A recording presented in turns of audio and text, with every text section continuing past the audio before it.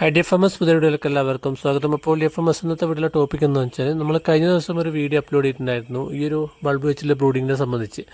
അപ്പോൾ ആ ഒരു വീഡിയോ കണ്ടിട്ട് ഒരുപാട് ഫാമേഴ്സിൻ്റെ അടുത്ത് ചോദിച്ച ഒരു കാര്യമാണ് ഇതിൻ്റെ ഹൈറ്റ്, എത്ര ഹൈറ്റിലാണ് നമ്മളിത് വെച്ച് കൊടുക്കുന്നത്, അതേപോലെ തന്നെ ഇത് വെച്ച് കൊടുത്തു കഴിഞ്ഞാൽ ആ ഒരു ചൂട് നല്ല രീതിയിൽ തന്നെ കിട്ടുമോ എന്നൊക്കെ. അപ്പോൾ നിങ്ങൾക്ക് വീഡിയോയിൽ കാണാം കോഴിക്കുഞ്ഞുങ്ങളെ ഈ ഒരു ബൾബിൻ്റെ തൊട്ട് താഴെ വന്നിട്ട് ചൂടെടുക്കുന്ന അവിടെ കാണാം. അപ്പോൾ അവിടെ ചൂട് കിട്ടുന്നത് കൊണ്ടാണ് അവ അവിടെ ഇരുന്ന ആ ഒരു ചിറകൊക്കെ വിരിച്ച് നല്ല രീതിയിൽ തന്നെ ചൂടെടുക്കുന്നത്.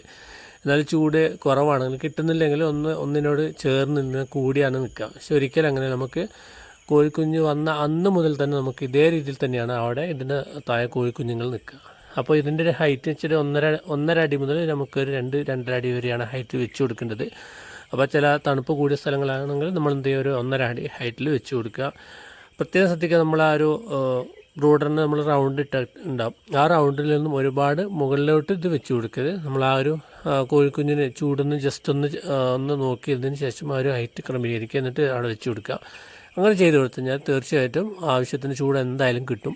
പിന്നെ നമ്മൾ ശ്രദ്ധിക്കേണ്ടത് വെച്ചാൽ ഇതിന് ഞാൻ കഴിഞ്ഞ വീഡിയോയിലൊക്കെ പറഞ്ഞതുപോലെ തന്നെ ഇതിൻ്റെ പ്രകാശം ഒരു സെൻട്രൽ ഒരു റൗണ്ടിൽ നിശ്ചിത ഇതിലേക്ക് ഇങ്ങനെ ഫോക്കസ് ചെയ്ത് നിൽക്കുന്നത് കൊണ്ട് തന്നെ നമ്മൾ ആ ഒരു ബ്രൂഡർ ആകെ മൊത്തത്തിൽ ഇതിൻ്റെ വെളിച്ചം കിട്ടില്ല.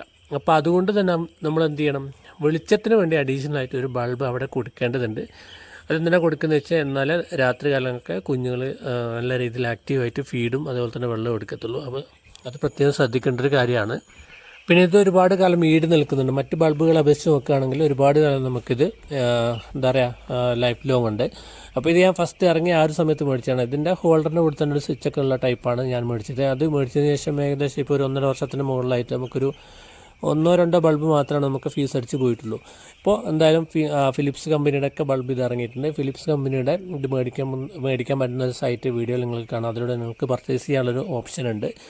അപ്പോൾ പിന്നെ ഇതിൻ്റെ ഒരു വളരെ പ്രധാനപ്പെട്ട ഒരു കാര്യം എടുത്തു പറയേണ്ടത് വെച്ചാൽ ഹോൾഡർ. നമുക്കറിയാലോ, ഹോൾഡർ ഇത് ത്രെഡ് ടൈപ്പ് ആയതുകൊണ്ട് തന്നെ മറ്റ് ഹോൾഡർ നമ്മളെപ്പോഴും നേരിടുന്ന പ്രശ്നമാണ് ആ ഒരു ഹോൾഡർ ലൂസ് കണക്ഷൻ വന്നിട്ട് ബൾബ് കത്താത്തൊരു പ്രശ്നം.